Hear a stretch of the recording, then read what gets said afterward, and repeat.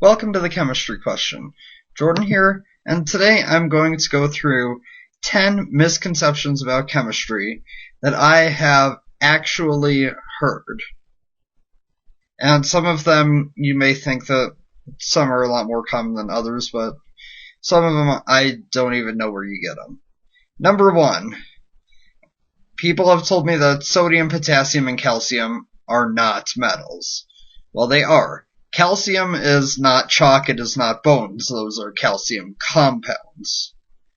Sodium is not salt. Salt is sodium chloride. It is a compound, not an element. Number 2. I've been told before that dry ice is dry because it is water with hydrogen removed. First things first, water with hydrogen removed is oxygen. It is not dry ice.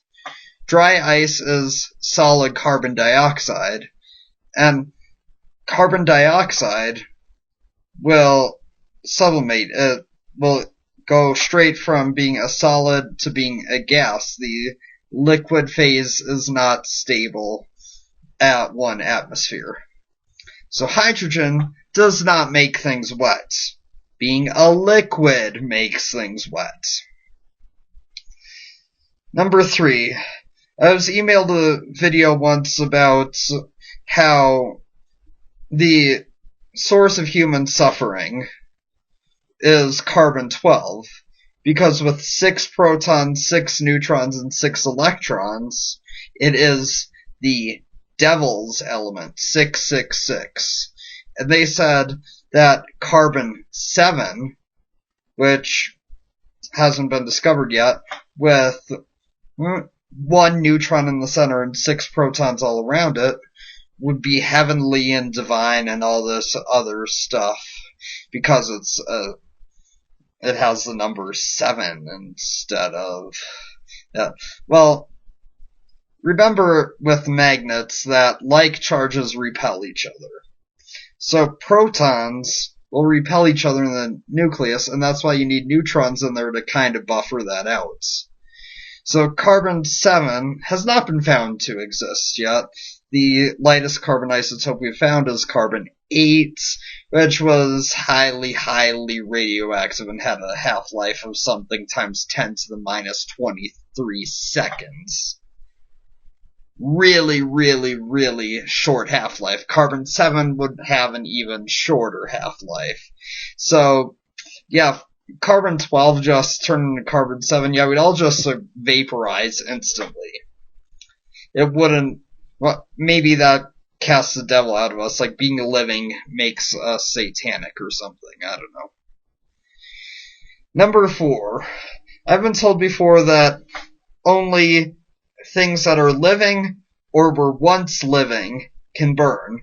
So that pretty much means organic compounds are the only things that can burn. If you've ever seen fireworks, those are inorganic compounds burning. Burning is just a very rapid oxidation process. Alright. Number 5. People have told me that if I arrange my atoms properly, I could walk through a wall and the atoms would just pass by each other. But I can't walk through walls because I can't arrange my atoms properly. Well, even if I did, and all my atoms fit perfectly in the spaces between all the atoms in the wall, it still wouldn't work. Remember, there are 4 fundamental forces: gravity, electromagnetism, and the strong and weak nuclear forces. What keeps me from walking through walls is electromagnetism. Remember that electrons orbit atoms. So, the electrons are negative, and as I said earlier, like charges repel. So the outsides of all the atoms are negative, so you get to about 10 nanometers away, and that pushes you away. And any contact force you feel is the repulsive electronegative force. Number 6. I was called once about a crossword puzzle. The clue was a strong acid, and the person was wondering if that was lye. Lye is sodium hydroxide. Hydroxides are bases. In fact, lye is a strong base. It is pretty much the definition of the complete opposite of acid. Number 7, metals. They do not attract heat, suck heat in, or hold it well. No. Metals are good conductors of heat, which is why at room temperature they feel colder. You grab them and they suck the heat out of your hand. That also means it takes less energy to heat them up.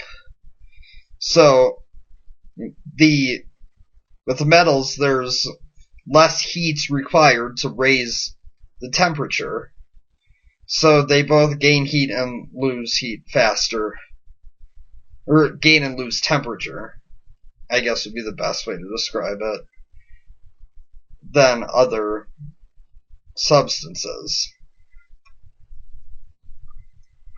Now that brings us to number 8. Condensation.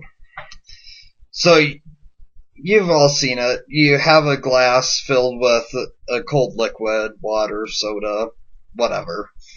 And after a few minutes, you see a bunch of little droplets of liquid forming on the outside. I've heard a bunch of crazy explanations of what this is. People have told me that when glass gets cold, it expands, which doesn't make any sense. If anything, it contracts as it gets colder, and that allows water molecules to pass through the glass and onto the outside. I have also heard that the cold causes oxygen from the air to condense into a liquid and form on the outside. Now, one, that would require cryogenic temperatures unless your glass is filled with liquid nitrogen. That's not going to happen. And 2, liquid oxygen is blue in color, not colorless. What actually is happening is you have water vapor in the air. You know this as humidity. Now, the warmer the air temperature, the more water can be in the air. Now, the air touching the surface of the glass is much cooler with a cold liquid inside, so that water then will condense from being a vapor to a liquid on the outside of the cup. Number 9. Dissolving and melting. They're 2 different things. Melting is a phase change. You heat something up, it gets hot enough, the crystal bonds are broken, and you have a liquid. Dissolving, you take a solid, you put it in a solvent, and it is able to mix with that solvent, and in the case of solutes in water, break apart and ionize. And dissolving it's completely different. There's no change in temperature extreme enough to cause a phase change, and it's more of a chemical reaction anyway. You can have a bit of a change in temperature, but you're not going to start melting things. And finally, number 10, silicon-based life. This is a popular sci-fi thing that, maybe we'll find life someplace else, and it will be based on silicon, not carbon. Well, the reasoning for that is silicon is right below carbon on the periodic table. However, there are a lot of issues with that. 1, breathing. We inhale oxygen and breathe out carbon dioxide as a waste product. Breathing out silicon dioxide wouldn't work because silicon dioxide is a solid, so we'd have to be like some sort of weird bacteria that could just emit solid waste as a form of respiration. Then, silicon also doesn't make long chains of molecules really well like carbon does. We've made things like a silicon analog of methane called silane, and we have ethane and propane as well with disilane and trisilane, but they're very, very reactive and don't stay together very long whatsoever. Now, if silicon-based life were to form anywhere, it would probably be Earth, because the Earth's crust is like 1/4 silicon roughly, and the amount of carbon in the crust is minuscule.